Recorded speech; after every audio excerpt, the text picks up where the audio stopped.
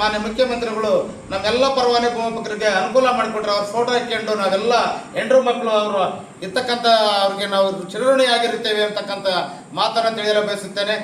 ನಮಸ್ಕಾರ, ಇದು voice of Vijayanagara. Vijayanagara ಜಿಲ್ಲೆಯ ಕೂಡ್ಲಿಗಿ ಪಟ್ಟಣದ ಪ್ರವಾಸಿ ಮಂದಿರದಲ್ಲಿ ಅಖಿಲ ಕರ್ನಾಟಕ ಭೂಮಾಪನ ಸಂಘದ ಜಿಲ್ಲಾಧ್ಯಕ್ಷರಾದ ಮಹಾಲಿಂಗಪ್ಪ ಅವರ ನೇತೃತ್ವದಲ್ಲಿ ಪತ್ರಿಕಾಗೋಷ್ಠಿ ನಡೆಸಲಾಯಿತು. ಕಳೆದ 23 ವರ್ಷಗಳಿಂದ ಜೀತದಾಳುಗಳಂತೆ ಕೆಲಸ ಮಾಡುತ್ತಿದ್ರೂ ನಮ್ಮನ್ನು ಖಾಯಂಗೊಳಿಸುತ್ತಿಲ್ಲ ಎಂದು ಭೂಮಾಪಕರು ಸರ್ಕಾರದ ವಿರುದ್ಧ ಆಕ್ರೋಶ ವ್ಯಕ್ತಪಡಿಸಿದರು. ಇದು 2002ರಿಂದನೂ ನಮ್ಮ ಪರವಾನಗಿ ಭೂಮಾಪಕರ ರಾಜ್ಯಾದ್ಯಂತ ನಡೆದಿದೆ. ಅದು ಹಂತವಾಗಿ ನಡ್ಕೊಂತ ಬಂದಿರತಕ್ಕಂಥದ್ದನ್ನು ಅದನ್ನು ಸವಿರವಾಗಿ ಹೇಳ್ಕೊಂತ ಹೋದರೆ ತಿಳುವಳೇ ಸಾಕಾಗಲ್ಲ. ಬಟ್ ಇವತ್ತಿನ ಹಂತದಲ್ಲಿ ಬಂದು ನಮ್ಮ ಹೋರಾಟ ಸ್ಥಿತಿಗತಿ ಏನಿದೆ, ನಮ್ಮ ಜೀವನದ ರೂಪಣೆ ಏನಿದೆ, ಈಗ ಮಕ್ಕಳ ಮರಿ ಸಮಸ್ಯೆ ಏನಿದೆ, ಇವತ್ತೊಬ್ಬ ಪರವಾನಗಿ ಲಾಸ್ಟಲ್ಲಿ ಇರ್ತಕ್ಕಂಥ ಪರವಾನಗಿ ಭೂಮಾಪಕರ ಸಮಸ್ಯೆ ಏನಿದೆ, ಅಲ್ಲೇನಿಂದ ಒಬ್ಬರು ಚೆನ್ನಾಗಿರ್ಬೋದು, ಒಬ್ಬರು ಕೆಳಗಿರ್ಬೋದು ಅಂತಕ್ಕಂಥ ಹಿತದೃಷ್ಟಿಯಿಂದ ನಾನು ಮಾತಾಡೋಕ್ಕೆ ಇಷ್ಟಪಡ್ತೀನಿ. ಬಟ್ ನಾವು ಪ್ರತಿ ಹೋರಾಟ ಮಾಡ್ಕೊತ ಬಂದಿದ್ವಿ.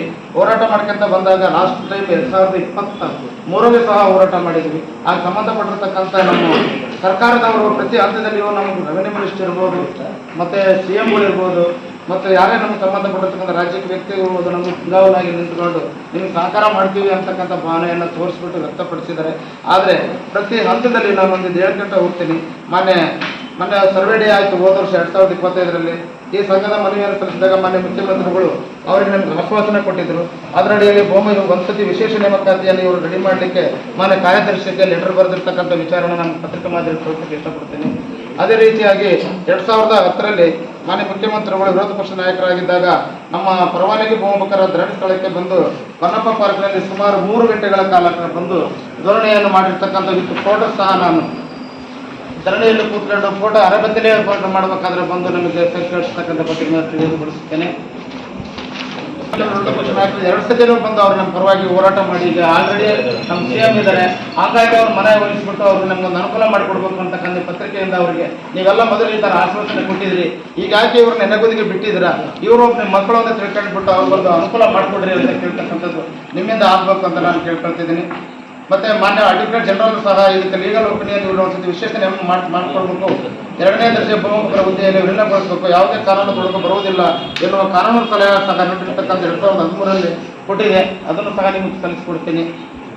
ಮತ್ತು ಭೂದಾಸ 88 ಮಟ್ಟದಲ್ಲಿ ಪರವಾನಗಿ ಭೂಮಾಪಕರ 1 ಬಾರಿ ವಿಶೇಷ ನೇಮಕಾತಿ ಮಾಡಲು ನಡೆದ ನಡವಳಿಕೆ ಪ್ರತಿ ಸಹ ಇದೆ. ಆ ಪತ್ರ 11 ಪೇಜ್ ಇದೆ, ಅವರು ಕೂಡ ಕೊಡ್ತೀನಿ.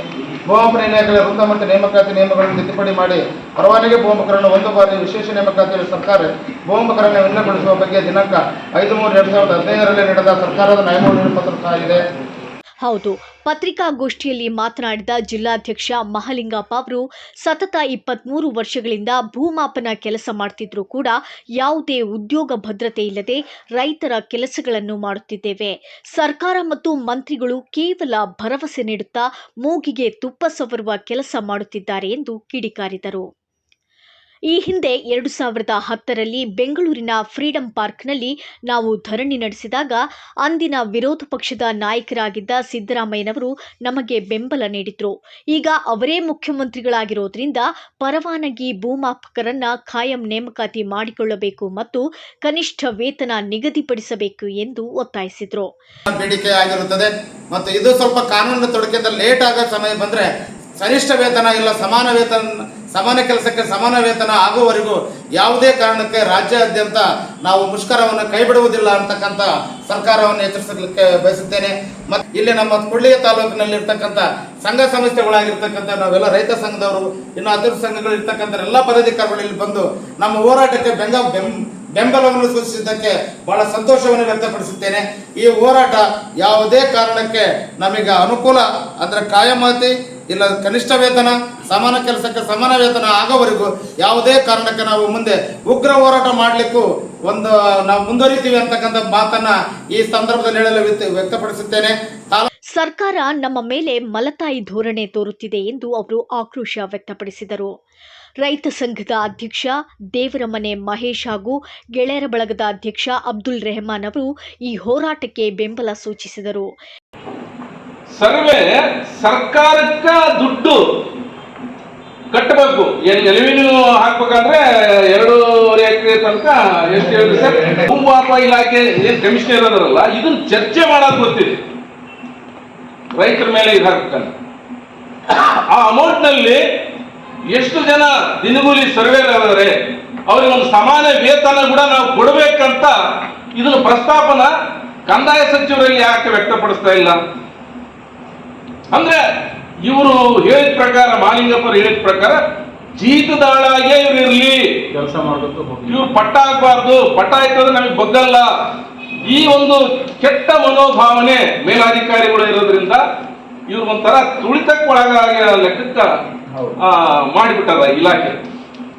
3 ತಿಂಗಳು ಮಾಡೋ ಕೆಲಸ 3 ದಿನದಾಗ ಮಾಡಿ ತ್ವರಿತವಾಗಿ ಅವೆಲ್ಲ ರೆಕಾರ್ಡ್ ತರಿಸೋದು ಗೊತ್ತೈತಿ.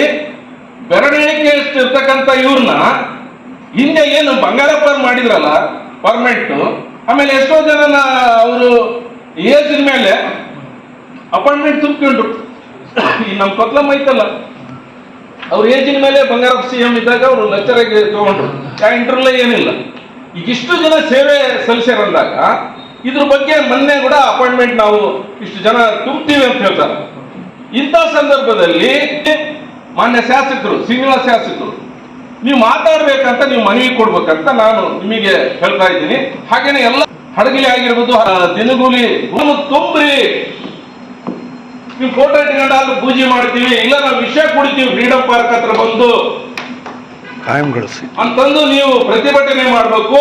ಹಾಗೇನೆ ಒಂದು ಮನವಿ ಕೊಡ್ರಿ, ಒಂದು ತಾಲೂಕು ಕಾಯಂ ಆಗೋ ತನಕ ನೀವು ಕೊಟ್ಟು ಹಿಡ್ಕೊಂಡು ನೀವು ಬಿಡಬಾರ್ದು ಅಂತ ಹೇಳಿ ನಾವು ನಿಮ್ಗೆ ಬೆಂಬಲ ಕೊಡ್ತೀವಿ ಅಂತ ಹೇಳಿ ನಾನು ಮಾತಾಡ್ತೀನಿ. ಕೆ ಮಂಜಣ್ಣ ಅವರು ಮಾತನಾಡಿ, ಇಲಾಖೆಯ ಅಧಿಕಾರಿಗಳು ಮತ್ತು ಮುಖ್ಯಮಂತ್ರಿಗಳು ಕೂಡಲೇ ನಮ್ಮ ಬೇಡಿಕೆಗಳನ್ನು ಈಡೇರಿಸಬೇಕೆಂದು ಆಗ್ರಹಿಸಿದರು.